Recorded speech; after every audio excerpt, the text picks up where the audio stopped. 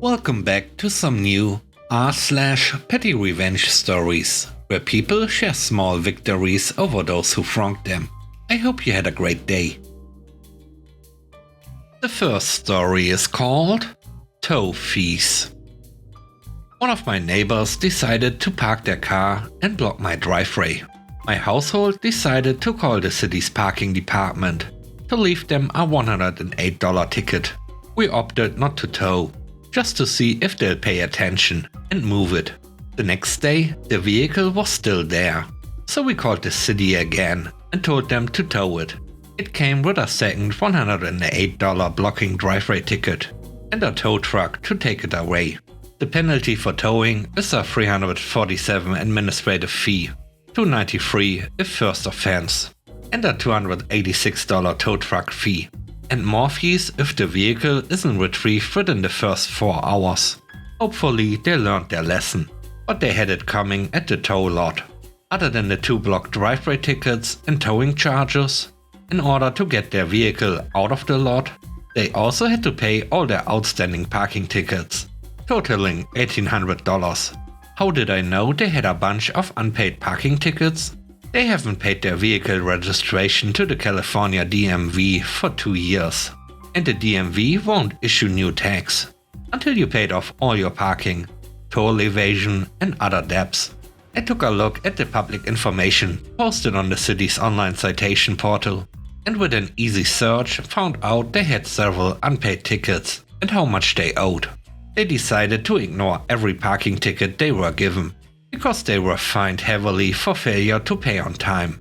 Missed first payment deadline, $38.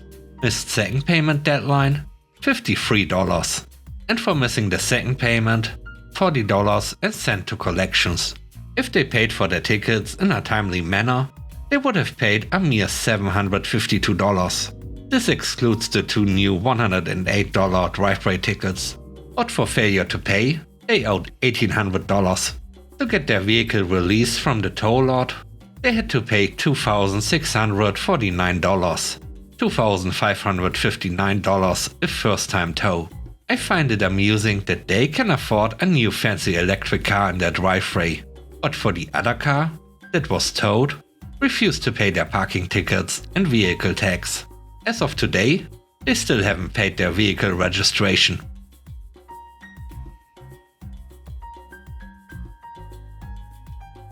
The next story is called Getting Rid of a Karen. 7 years ago, I moved into our 4-bedroom house with 3 of my friends. I was the only woman among 3 dudes. One of the roommates was the owner's son. We were all friends in college, and honestly, it was the best 2 years ever, living situation-wise. We all had different work schedules, and because I worked the earliest, 6 AM, I had the only downstairs bedroom. My friend, let's call him Jay, who worked night shift and got home at 4:30 AM, had the room above me, so that we didn't wake each other coming home.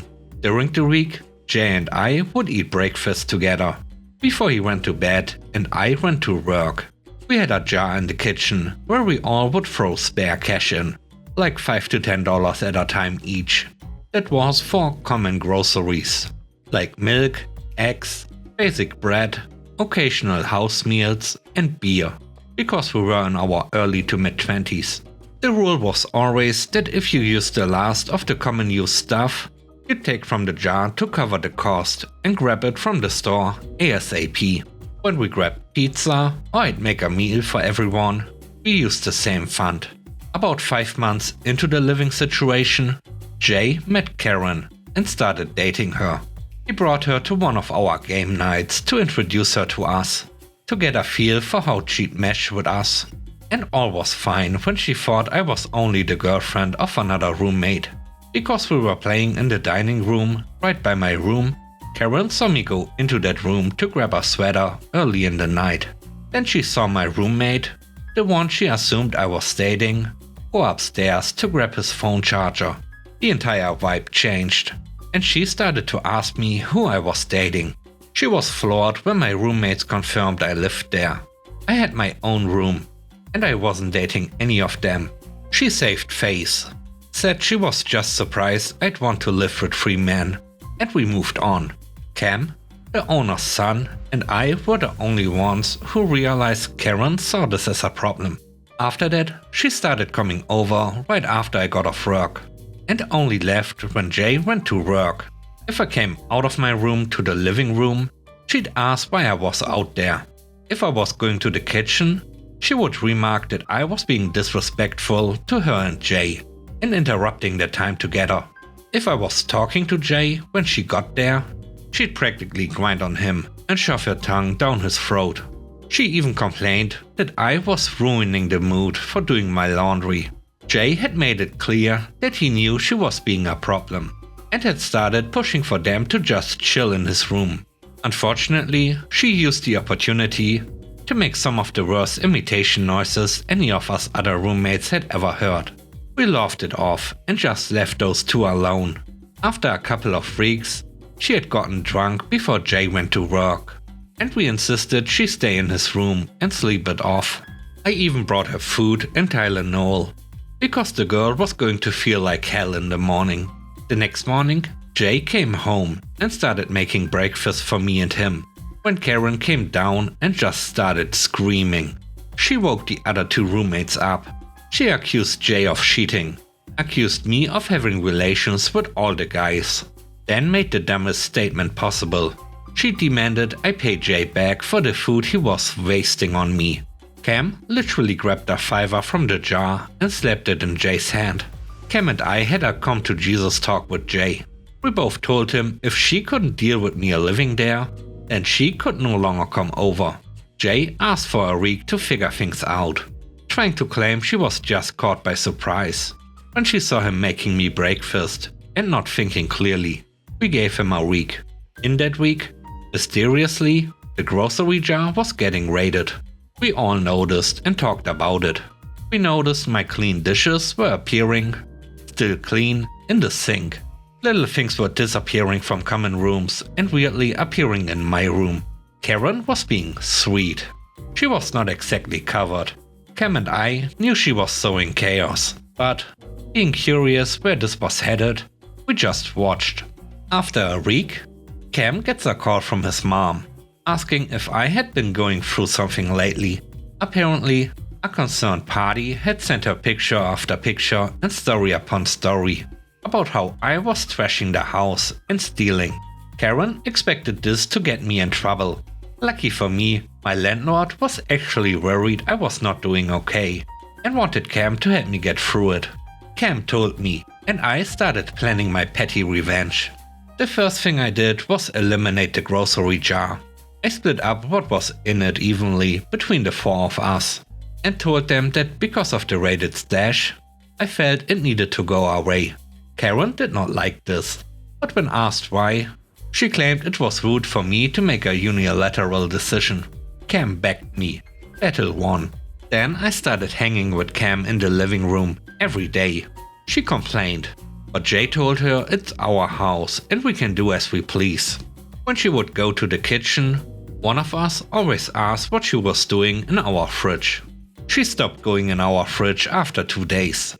The weekend was here, and we knew Jay had an extra overnight shift, and Karen was planning to stay in his room so they could hang out the next day. Cue my biggest petty move ever. Just a little information. Cam and I met in college, where we both studied theater, specifically acting. That night, we hung out in his room, right next to Karen's. We made a bit of a show when Jay left, and acted like he could not know that Cam and I were hanging out alone in his room. This caught Karen's attention. We started shaking the bed. 2 nerdy people hip thrusting the end of the bed to give the illusion the spicy thing was going down. It's quite awkward, but oh so entertaining. Within minutes, we got a text from Jay, asking what we were doing. Cam replied, playing video games. After 10 minutes, we stopped the bed shaking, and actually did play video games. On mute. When Jay demanded a FaceTime session, he saw exactly what he needed to see. Me beating Cam in Mario Party. We cycled through this for a few hours. After a while, we decided to put the finishing touches on. We made a big deal about me needing to go to my room before Jay got home, and Karen took the bait. We could see the little bit of light being cut off in the slightly open door by her watching. Cam and I stage kissed, and I headed to the living room. Jay came in 10 minutes later to find me watching a movie, normal for me, and asked what was up. I told him I'd been up playing video games all night with Cam. He tells me Karen claimed we were doing the nasty, and I told him we didn't. He goes to bed. The next day, Jay calls a house meeting without Karen. He tells us she's making claims of us having a relationship and hiding it from him. We say she's full of it. We tell him about the frame job she tried to pull, how she went to Cam's mom to get me in trouble. Jay asked our other roommate if he heard anything from the bedroom. Bro doesn't even flinch and says, I heard her calling Cam names and the usual Mario Party talk. They weren't doing the naughty. Jay asked about the grocery jar. We all told him we suspected Karen. The next day, he broke up with her for trying to turn him against us. He called her a liar and a thief. A few months later, he dated another girl. She was awesome and they are married now. I was a bridesmaid. But the absolute best part? Karen being one of the raid staff and seeing Cam with his wife and me with my fiancé, telling them the story of how we once dry humped a mattress fully clothed to get back at a thief. Yes, Jay knows the whole story and he didn't mind at all. The last story is called Snake Free. My sister lives in a more rural area and has recently been plagued with having her mailbox smashed in twice in 1 month. Someone was playing mailbox baseball and she was one of the victims. She asked for my help and was worried about staying within the law to protect herself. I told her that we could figure something out.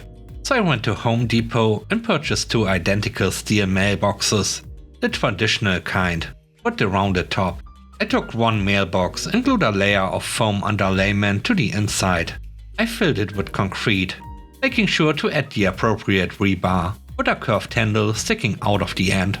Once everything was set, I cut off the outer mailbox shell and used a torch to burn off the foam underlayment still stuck to the concrete. What was left was a slightly undersized concrete plug that would perfectly fit in the second mailbox, and that could be inserted and removed. You see, my sister is afraid of snakes. By inserting the concrete plug into the mailbox at night, it would give her the peace of mind that a snake can't move into her mailbox. I installed the second mailbox, informed my sister how the anti-snake concrete plug worked, and explained that the best time to put it in the mailbox would be at night.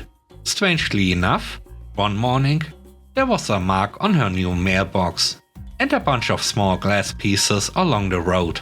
Hypothetically speaking, it was the kind of glass produced by someone swinging a baseball bat, having it bounce back off of a mailbox, and smashing a car window. On a positive note, her mailbox has remained snake-free.